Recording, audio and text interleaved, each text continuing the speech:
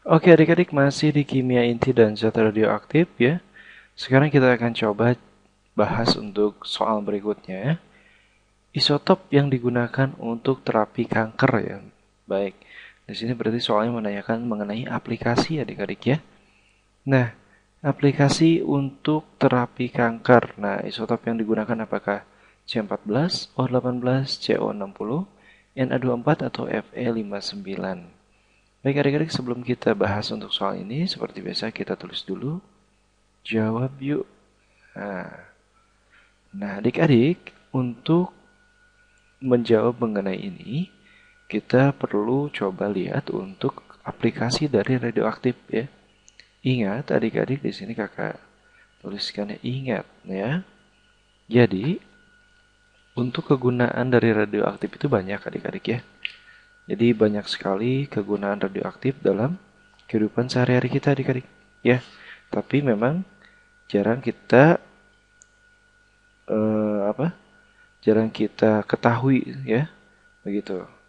Nah, yang pertama kegunaan radioaktif itu adalah, nah, kakak tuliskan di sini, sumber energi ya, sumber energi bagi pembangkit listrik, gitu ya. Kemudian yang kedua untuk penentuan umur fosil, bisa fosil atau batuan ya, begitu.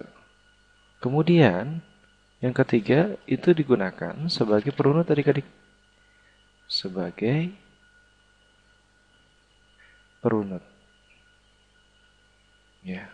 Kemudian di bidang kedokteran itu biasanya digunakan juga sebagai sumber radiasi ya, sumber radiasi.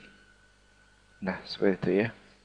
Nah, adik-adik, untuk terapi kanker ya, otomatis itu adalah penggunaan sumber radiasi, bidang kedokteran. Ya, jadi bidangnya adalah bidang kedokteran adik-adik. Nah, seperti itu ya.